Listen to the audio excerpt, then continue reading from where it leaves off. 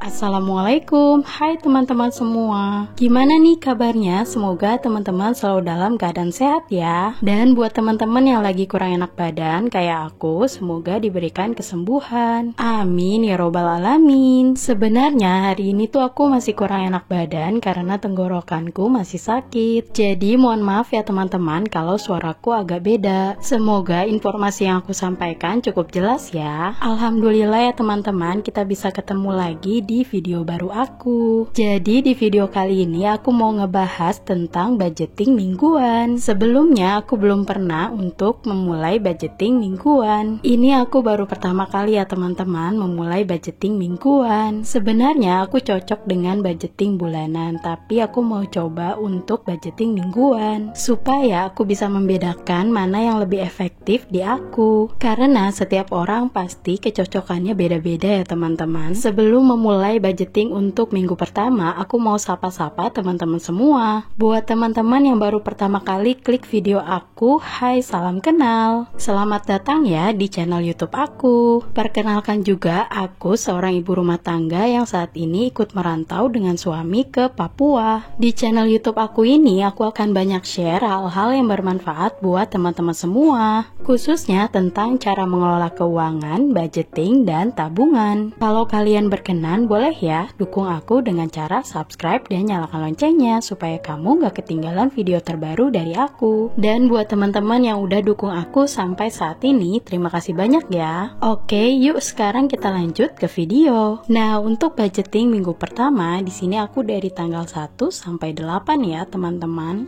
Awalnya aku ngerasa bingung untuk nentuin rentang tanggalnya karena Pak suami itu gajiannya di akhir bulan banget ya teman-teman. Dan di bulan ini tuh ada 31 hari yang menurut aku cukup panjang. Jadi akhirnya aku memutuskan untuk membuat budgeting selama 4 minggu dan masing-masing itu 8 hari, 8 hari, 8 hari, dan 7 hari. Nah, kalau teman-teman mau buat juga bisa disesuaikan aja dengan kebutuhan teman-teman. Metode yang teman-teman buat gak mesti sama dengan aku, kalian bisa sesuaikan aja senyaman kalian. Ada juga teman aku yang bikinnya itu 5 minggu, jadi masing-masing tinggal dibagi aja 31 dibagi 5 minggu. Nah, itu dia kebingungan aku pas di awal memulai untuk budgeting mingguan. Tapi karena aku sering nonton video teman-teman yang lain, aku jadi paham dan tinggal aku sesuaikan aja dengan keinginan aku. Nah, yuk kita lanjut ke video ya teman-teman. Di sini aku buat 4 kolom, yaitu kategori, budget,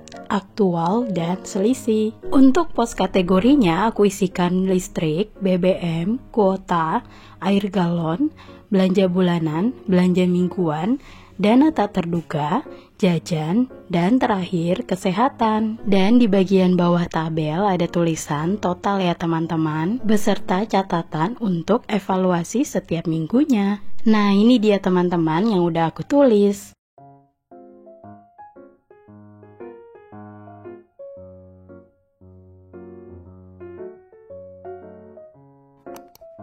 Untuk listrik di sini aku budgetkan 100.000. Meskipun aku nggak tahu ya di sini akan kepakai atau enggak karena aku sekarang lagi di rumah mamahku. Mungkin kalau nggak kepakai nanti akan kepakai ketika aku ada di rumah suamiku. Lanjut untuk BBM di sini aku budgetkan 25.000. Meskipun kayaknya di minggu ini aku nggak kemana-mana sih, karena sekarang ini aku lagi sakit dan suamiku kan ada di Papua ya teman-teman. Jadi kayaknya di minggu ini aku istirahat dulu di rumah. Lanjut untuk budget kuota, di sini aku budgetkan 300.000. Nah, untuk kuota ini biasanya kita di awal bulan untuk belinya. Seperti yang aku jelaskan di video sebelumnya, untuk kuota ini aku turunkan budgetnya menjadi 300.000. Sebelumnya budgetnya itu 400.000 ya teman-teman, tapi karena kemarin tuh aku sisa, jadi makanya aku turunkan. Untuk air galon di sini nggak aku budgetkan karena aku masih tinggal di rumah mamahku. Belanja bulanan di sini aku budgetkan 25.000, belanja mingguan 100.000, dana tak terduga 50.000, jajan 25.000, dan kesehatan 25.000. Untuk kategori belanja bulanan ini termasuk pembelian beras, sabun cuci piring, dan lainnya. Nah, di sini setiap minggunya aku juga akan menerapkan dana tak terduga ya teman-teman. Fungsinya apa sih untuk dana tak terduga ini? Jadi kalau misalnya budget setiap posnya itu kurang, jadi nanti ambilnya dari dana tak terduga. Dengan begitu kita nggak perlu ambil dana dari minggu selanjutnya. Nah, ini aku udah totalin semua ya teman-teman. Jadi untuk budget minggu pertama yaitu 650.000. Budgetnya lebih banyak di kuota ya teman-teman, karena ini kan belinya sekali dalam sebulan dan masuknya ke dalam minggu pertama. Nah, ini dia budgeting untuk minggu pertama dari tanggal 1 sampai 8 di bulan Agustus. Teman-teman bisa screenshot dan terapkan di rumah ya. Di sini aku tempelkan stiker supaya aku lebih semangat untuk budgetingnya. Oh iya, setelah ini kita akan cash stuffing ya teman-teman. Sambil aku cash stuffing, aku mau sharing 5 penyebab gagalnya budgeting. Kalian yang baru mulai budgeting pasti relate ya teman-teman dengan gagalnya budgeting ini. Pesan aku, kalau kalian gagal jangan sampai berhenti sampai di sini aja. Kalau gagal, yuk coba lagi sampai akhirnya berhasil. Karena banyak banget loh manfaat dari budgeting itu sendiri. Kegagalan kalian bukan akhir dari segalanya. Aku percaya setiap orang itu punya prosesnya atau punya jalannya masing-masing. Ada orang yang langsung berhasil, ada juga yang gagal berkali-kali. Tapi itu dialah proses yang harus kita lalui sehingga kita bisa belajar dari proses tersebut. Jadi yuk semangat untuk memulai budgeting lagi. Sekarang yuk kita evaluasi bareng kira-kira kenapa ya kita gagal dalam budgeting. Yuk kita mulai. Untuk penyebab pertama kenapa kita akhirnya gagal budgeting adalah kita tidak realistis dalam membuat budgeting. Membuat budgeting yang terlalu ketat pada setiap posnya atau tidak realistis dengan pengeluaran yang sebenarnya sering menjadi penyebab utama kegagalan budgeting. Contohnya pada budget atau pos listrik, selama beberapa bulan terakhir pengeluarannya itu 300.000, maka kita harus budgetkan pos tersebut yaitu 300.000.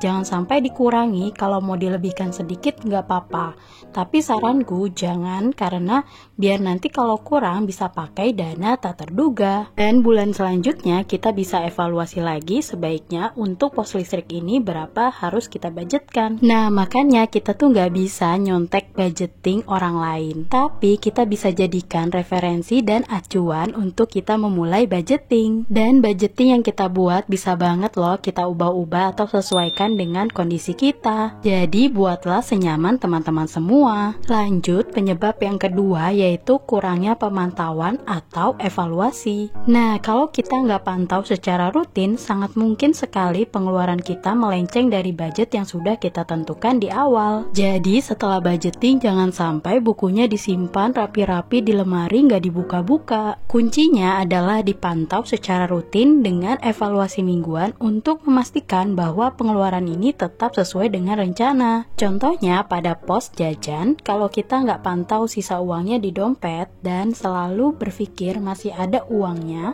kita jadi selalu tergiur untuk jajan terus-menerus dan akhirnya nggak sadar kalau uangnya habis sebelum akhir bulan. Makanya pentingnya budgeting itu adalah untuk mengontrol diri kita. Kita cek berapa sisa uangnya sehingga kita bisa menahan diri untuk nggak jajan. Meskipun susah, tapi pelan-pelan kita pasti bisa kok teman-teman. Lanjut untuk penyebab yang ketiga, yaitu tidak ada dana darurat. Di video sebelumnya aku udah bahas tentang pentingnya dana darurat.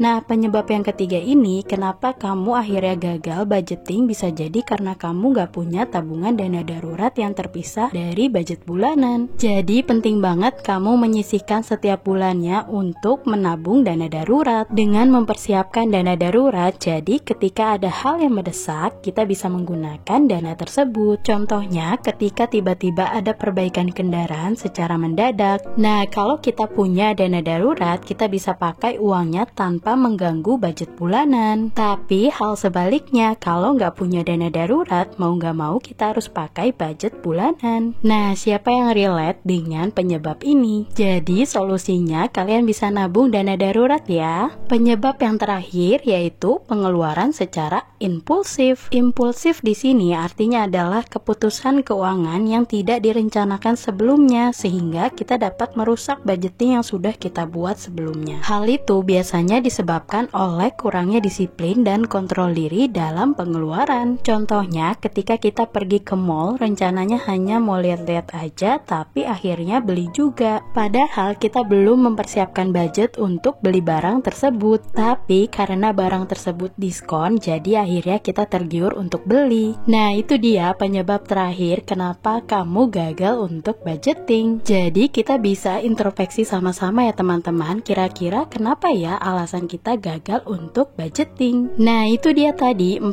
penyebab kenapa akhirnya kita gagal budgeting. Kalau ada hal yang belum aku sampaikan, boleh ya sharing di kolom komentar. Sekarang yuk kita lanjut ke video ya teman-teman. Nah, itu dia tadi aku habis pisahkan dari dompet bulanan ke dompet mingguan. Khusus untuk dompet mingguan, di sini aku beli yang mini ya teman-teman, biar gampang dibawa kemana-mana. Oh iya, buat teman-teman yang tanya aku beli perlengkapan budgetingnya di mana, kalian bisa klik link pembeliannya di deskripsi box ya. Nah, kalau kalian belinya di Shopee video aku, kalian bisa dapatkan free ongkir dan diskon loh. Untuk linknya aku udah sematkan juga ya. Gak kerasa ya teman-teman, udah di akhir video. Semoga video aku bisa bermanfaat buat teman-teman semua. Aku pamit ya teman-teman, sampai ketemu di video aku selanjutnya. Jangan lupa like, komen, dan subscribe ya. Wassalamualaikum warahmatullahi wabarakatuh. Sehat-sehat selalu ya. Bye-bye.